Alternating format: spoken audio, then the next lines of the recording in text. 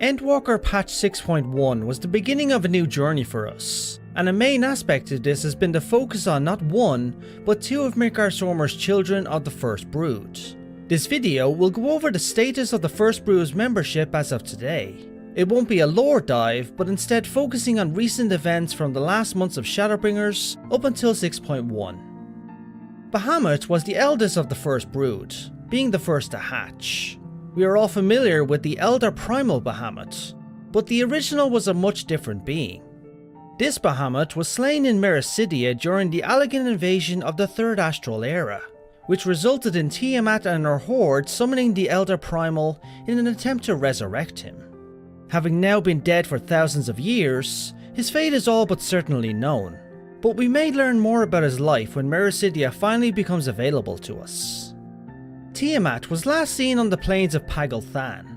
After we helped untemper her of Elder Primal Bahamut's influence, she aided us in defeating Lunar Bahamut, thus freeing the last of her children from the Telephoros' grasp.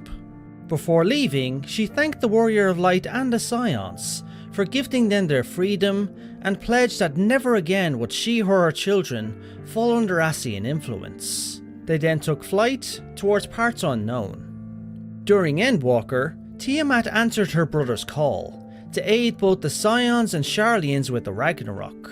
She helped by procuring Midgardsormr's scales from Silvertear Lake, alongside her brother Hraesvelgr. No mention was given regarding her status, but given she visited Silvertear, she and her children are likely still residing in a remote region of Eorzea.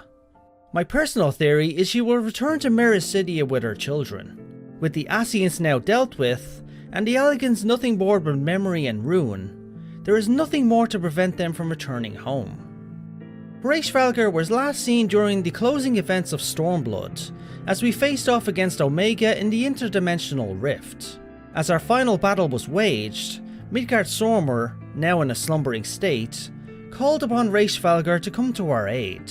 The timing couldn't have been better, as upon Omega's final defeat, the rift which we fought in began to destabilize and threatened to swallow us. Hraesvelgr arrived with Biggs and Wedge and carried us all to safety. He explained that no thanks or gratitude were needed, as he merely did what his sire had requested of him, and it was the first time that Midgardsormr had asked him for any such boon. Hraesvelgr then took flight shortly afterwards, and returned to his home in Somal. He was last mentioned aiding his sister Tiamat with gathering Midgardsormr's scales for use on the Ragnarok, something which his sire approved of. Given the fact that he still answers calls from his kin, if asked for aid or counsel in future, it's likely Hraesvelgr could return. Nidhogg was last seen in control of Estinian, through both of his eyes which were merged with him. After a fierce battle, Nidhogg was weakened enough so that both eyes could be removed from Estinian and cast away. Due to this disconnect, Nidhogg's soul finally faded away, with his ultimate fate being decided in Stormblood, when his eyes were finally destroyed once and for all. However, his legacy and a portion of his powers live on within Estinian, who has utilised these abilities for the good of both man and dragon kind. Ratatoskr lived in Dravania alongside Hraesvelgr and Nidhogg, forming the Dravanian Horde. During her time, she was an emissary between Ishgard and dragonkind. Sadly, she was betrayed the moment the peace was broken by King Thordan I and his knights, who sought her power, to which she was violently killed for. It was her death that ended the peace and started the Long War, and was one of the burning hatreds Nidhogg had for mortal kind. Ratatoskr's legacy is twofold. The power of the 12 Knights stole was absorbed by them, and thus passed down through the generations to the Ishgardian people, which could be invoked via the drinking of dragon blood. The other legacy is that of Estinian. The armour he wears in Stormblood and beyond was a relic blessed by her and hidden away since the time of peace many years ago. The armour was gifted to him by Hraesvelgr, as Ratatoskr would have wanted. Vytra played a major role in the main story of patch 6.1, and looks set to remain in that role for the foreseeable future. When last we saw Vytra, he was conflicted about his duty to lead Thavnir, and his desire to find his sister Asdaja. It was through the counsel of those close to him and those among his people that Vytra finally found the resolve and clarity he sought. It was through the counsel of those close to him, and those among his people, that Vytra finally found the resolve and clarity he was seeking. He will be leaving the care of Thavnir in his allies' hands for the time being, so he can fully focus on working with us and our allies, as we seek a safe method of entering the Void to attempt to find Asdaja. Most likely, Vytra will be working with us in patch 6.2 as we finalise our path to the 13th, and what answers and potential horrors await us on the other side. Asdaja has remained a mystery to us until recently. She was first mentioned to us by Vytra when he came to offer his aid in completing the Ragnarok. When he put out the call to his kin and sire, he mentioned that Asdaja as ever was silent and did not answer.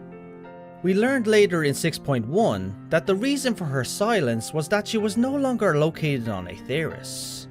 Vytra then told us her tale, that during the Third Astral Era, both he and Asdaja were very close. When the Alligans invaded Mericidia, both she and Vytra heard Tiamat's call and roar of defiance, and quickly flew to her aid. They fought side by side against the Voidsent, but their numbers kept replenishing faster than they could be laid low. Asdaja then took one final gamble to try and stem the flow of Voidsent. Without hesitation, she flew through the Void Gate to cut off the root of their strength. As Vytra arrived at the Void Gate intending on aiding his sister, he watched powerlessly as the gate closed behind her. Asdaja's story seems to end here. Whether or not the gate closed by itself or was due to her actions is not known for sure, but it's likely that she flew into the void with the full intention of closing the gate, no matter the consequence. It's likely we will learn her final fate or even meet her later on in Endwalker's storyline. And as to what condition and state of mind she will be in after spending millennia in the void will be answered soon enough. And that is the current status of each member of the First Brood of Midgardsormr as we know today. Rather than end the video here, however, I feel it's only right that we also look into the status of Midgardsormr, the father of dragonkind and the First Brood.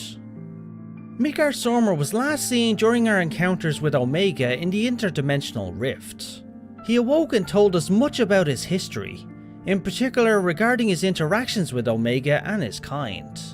After we cleared the Sigmascape trial, Omega grew agitated due to not understanding our strength, so he trapped us in a seal and threatened to kill us if we didn't try to break free. Midgardsormr then summoned the last reserves of his strength, and assumed his elder worm form as seen in Silverchair Lake, and crushed the prison seal around us. After uttering a last warning to Omega about his actions, Midgardsormr disappeared and returned to his deep sleep once more. His last act during the story was to request that his son Hraesvelgr aid us in the rift as we fought our final battle against Omega. During Endwalker, when Vytra came to the aid of the Scions, Midgardsormr woke up briefly to answer his child's request, and offered his approval for the use of scales from his body in Silverchair Lake, to which Tiamat and Hraesvelgr collected. This was the last time we heard from Midgardsormr, as he remains asleep to recover his strength. It's not known how long he will need to sleep, however a side story written in Shadowbringers may have given us an idea. In the future, a couple of hundred years from the present, the moment Grahatia and the Crystal Tower travelled back in time, Midgardsormr finally awoke in his full form, suggesting it took him at least that long to fully recover. He had the intention of staying active and aiding those left behind in this dark future to rebuild their world. If we draw upon this story for guidance as to whether or not Midgardsormr will awaken on his own, the likely answer is no, and we may indeed never see him again, but only time can tell that story. I hope you enjoyed this catch up on the First Brood and Midgardsormr. Let me know your opinion on this subject in the comments, so we can have our usual discussions. As always, hit that like button to show your approval of the video, and subscribe if you haven't yet, cause I have a ton of other videos to come in future. Thanks all, and now, as always, have a good one.